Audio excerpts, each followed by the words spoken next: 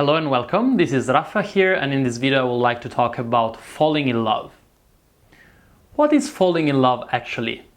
I mean, we all have fallen in love at least once in our lifetime, right? So if you close your eyes and think about that time that you fell in love, you will most likely remember that was a pretty interesting time in your life. When we fall in love, all sorts of crazy things happen to us. From modifications of our perceptions to physical changes in our body structure. Just to give you some examples, when we fall in love, usually our heartbeat rate increases. We have symptoms of perspiration, cold hands when we are in the presence of our beloved, but also our perception of the person we fell in love with is very peculiar. We tend to emphasize the aspects that are beautiful and simply in harmony with ourselves. And if there is any aspect of the personality that we perceive as being contrary to our wonderful idea, our brain somehow manages to keep it out of the field of vision. Also, the effect of falling in love obviously lasts for longer than simply the moments that we are in the presence of the person we fell in love with. We encounter that person, and even when we part ways, we still think about that person. We go around, we walk around, and on one hand it feels like we are almost flying, we're so elated and joyful.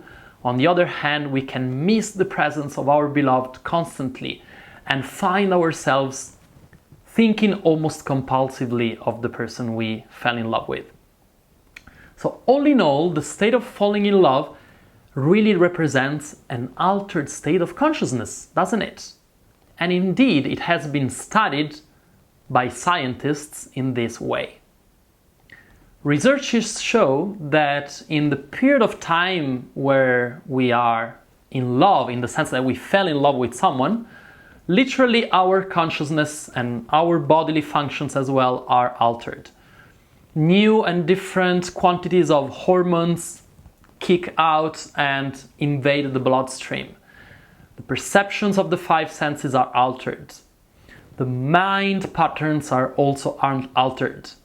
Scientists in the English-speaking community have given this whole range of phenomena a very, perhaps not very romantic, but very precise name. And this is limerence. Limerence is the scientific name for falling in love.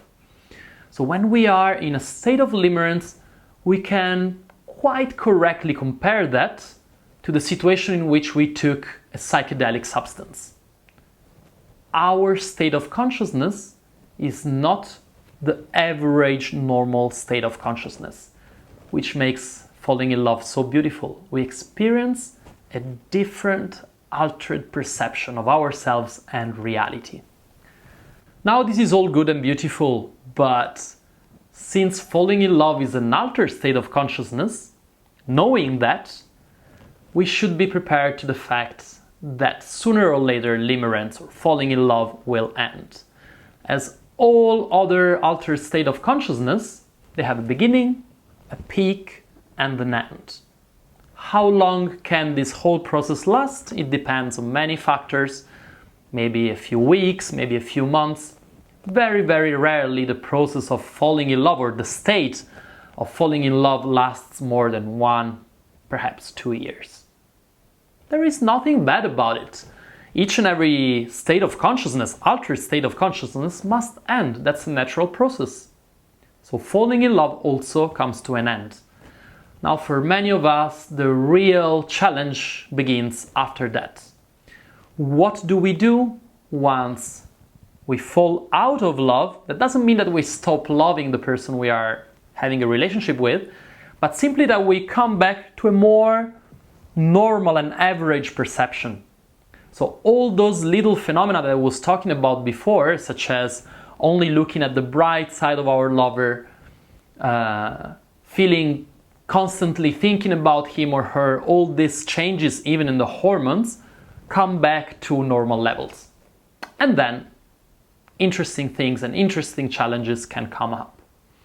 For example, one of the most typical experiences is after a few months, often quite suddenly, perhaps triggered by a certain event, we see our beloved in a different light. All of a sudden, he or she is not that perfect being that seemed to have only positive qualities.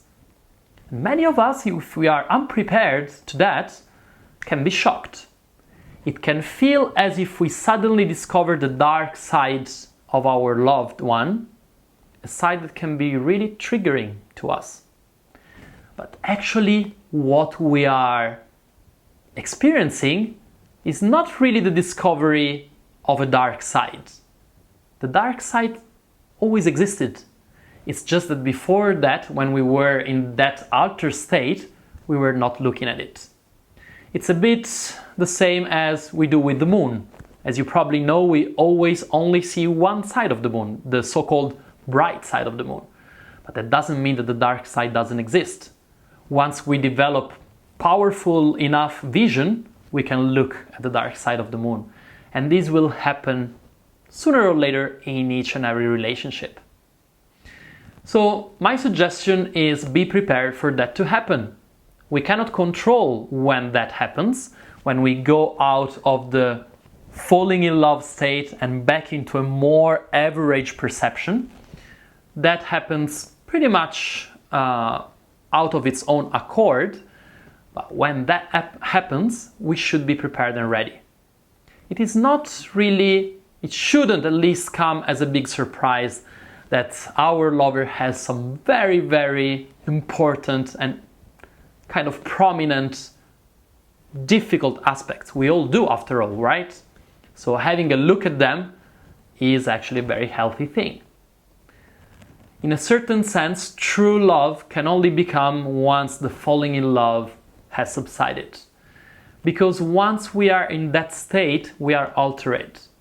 And that doesn't mean we shouldn't enjoy it. By all means, enjoying it is great. Just as you would enjoy the tipsiness of having drunken a bit of wine and the different perceptions that brings to us. However, wanting to stay in that state forever is not realistic, nor is it beneficial. This is why whenever we try to extend the state of falling in love indefinitely, we are most often putting ourselves in a trap that cannot be sustained for a long time. Some people find it so difficult to come out of the falling in love state that more or less consciously what they do is to jump from one relationship to another, trying to maintain that state throughout their lives. So it's almost like as soon as they feel that the consciousness is coming back to its normal standard state, they will part ways from their current lover, look for a new one so that the whole process can start again.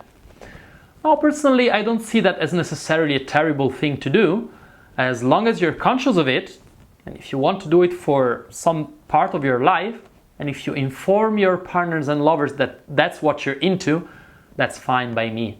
I don't see it as a terribly negative thing to do. You should be aware that no matter how many partners you manage to have in this lifetime, that state of limerence, of being in love as in the first weeks or first months, is very difficult to sustain. It might come back at a certain time later on in the course of a long-term relationship, but we never know. It shouldn't be our objective to live constantly in that state. At the same time, enjoying the process of falling in love without limitations, letting go, being fully surrendered in that state of crazy attraction, crazy aspiration to be with your partner is something that is beautiful, rewarding. Why not? Let's do it fully, and let's also embrace the end of it fully without regrets. So summing up, I would say falling in love is an altered state of consciousness. When you experience it, you are like a traveler in a distant land, in a beautiful exotic land. Sooner or later you will have to come home. But while you're there, enjoy the scenery, be yourself, enjoy it, be a joyful, attentive, excited traveler, and then when time comes to go back, be grateful, be ready to come back, be ready to experience the journey back as fully and as joyfully as you experienced the journey towards that exotic land. All in all, falling in love is beautiful. I personally wouldn't necessarily think that is a state of mind and state of consciousness that we should be in most of the time, but whenever that happens, go fully into it, use it as a doorway, use it as a experience, a deep, strong, rewarding experience. Enjoy the beginning of it, enjoy the middle of it, enjoy the end of it. Fall in love, fall out of love, and continue enjoying life. Thank you for being with me. Goodbye.